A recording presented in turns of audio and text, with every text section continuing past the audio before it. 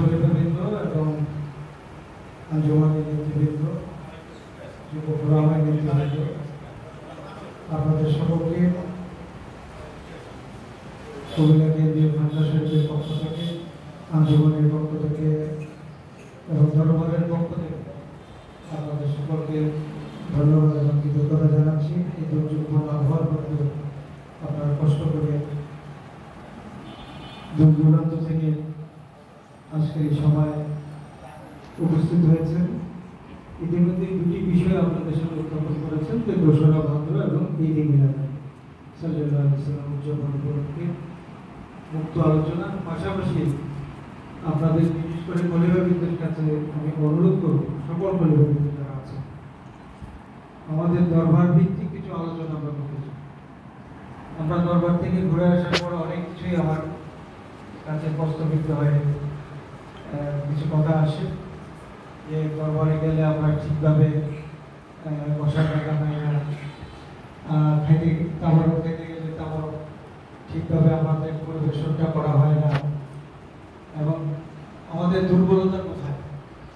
আমাদের দরবার শরীফে যারা খাদেমরা যারা আছেন তাদের মধ্যে কোনো দুর্বলতা আছে কিনা, বা আমরা যারা আছি আমাদের মধ্যে কোনো দুর্বলতা আছে কিনা, এই বিষয়গুলি যদি উত্থাপন করে, ইতিমধ্যেই দরবার থেকেই কিন্তু আমাদেরকে বলা হয়েছে, আমরা আলোচনা করে বিশেষ করে কুমিল্লার খলিফাবৃন্দ এবং আঞ্জুমানের সিনিয়র নেতৃবৃন্দ যারা আছে তাদের পক্ষ থেকে আমাদের এই কথাগুলি জেনে আমরা একটা নোটডাউন করবো যে আমাদের কোথায় কি অসুবিধা হচ্ছে, কেন হচ্ছে, এই বিষয়গুলি উত্থাপন করে আমরা সেটা দরবার ভিত্তিক আলোচনা করে একটা সমাধানের দিকে এগিয়ে যাব। এবং পাশাপাশি আগামী ২রা ভাদ্র আমরা কিভাবে আমার মুর্শিদ বাবাজান কিবলা আমার পবিত্র উরুস মাহফিলে আমরা কিভাবে যাব, কোন জায়গা থেকে কিভাবে হারিয়ে যাবে কিনা, এই বিষয়গুলি আমরা এখানে উত্থাপন করব। এবং এটা শেষ করার পরপরই কিন্তু ১২ই রবিউল আউয়াল।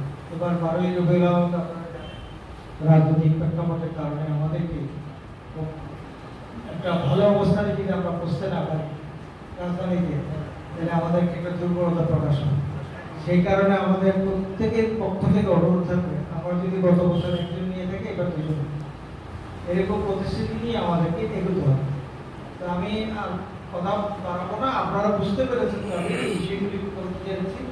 এখানে কোনো কার্পণ্য করবেন না, আমি দরবারে কোনো খাদেমের বিরুদ্ধে কথা বলতে গেলে আমার কোনো অসুবিধা হয় কিনা, এটা কোনো বিষয় না, এটা আমাদের বিষয় নিয়ে আমরা কথা বলছি। দরবারটা আমাদের, খাদেমরাও আমাদের। আমি আলমগীরের যদি কোনো ত্রুটি থাকে পরিবার সাহেবের সঙ্গে কেন্দ্রে বলবো, এইটা যাতে না হয়, বলবেন না কেন, যদি আমার দোষটা না ধরে দেয় তাহলে আগামী দিনে কিন্তু আর একটা দোষ, তো এগুলো ধরে দিতে হবে। এগুলো করলে খোলামেলা আলোচনা করলে আমার বিশ্বাস আমরা দরবার ভিত্তিক আরো অনেক কিছু এগিয়ে যেতে পারবো এবং আমাদের মধ্যে মিলন মেলাটা সুন্দর থাকবে, বন্ধনটা সুন্দর থাকবে। আর আঞ্জুমান, যুব ফোরাম এগুলো নিয়ে বিভেদ করার কোনো সুযোগ নেই। বিভেদ করা যাবে? সবটাই কিন্তু আঞ্জুমান, যুব ফোরামটাও কার আঞ্জুমান, সবগুলোই পাওয়া, সবগুলোই কার পাওয়া দরবার ভিত্তিক। তো আমরা দরবার ভিত্তিক যদি চিন্তা করি তাহলে আঞ্জুমান আর যুব ফোরাম কোনো বিভেদ করার কোনো সুযোগ আছে? কোনো সুযোগ নেই। আমার যুব ফোরাম ভাই কোনো ভাই যদি কোনো ভুল করে তাকে এনে আমরা কি করবো? শুদ্ধ করে দেবো। তুমি করেছো এটা ঠিক নয়, তুমি সুন্দর হয়ে চলো, তাহলে তো দরবারের বদনাম হচ্ছে। এই বিষয়গুলি আমরা নিজেরাই ঠিক রাখবো না, দূরে সরে যাবো। আমার সন্তান তো ভুল করতেই পারে, তাকে ডেকে এনে আদর করে সোহাগ করে আমাদের সাথেই রাখবো, তাই না? এই কাজটুকু করতে পারলেই কিন্তু আমরা আমাদের সংগঠনগুলি মানে এগিয়ে যাবে এবং আমাদের দরবারের বর্তমান ঐতিহ্যশীল সাবিত্রী বাবা তিনি খুশি হবেন, বাবা মনে দিন রুহানি বাবা খুশি হবে, ঠিক না? না খুশি হবে না? বাবা মনে দিন খুশি হলে তো আমরা খুশি। আমরা দেখি না, আমাদের নজর নাই, কিন্তু বাবা মনে দিন কি দেখছি যে আমার গোলামরা আমার খলিফারা কি কাজ করছেন বলা যাচ্ছে।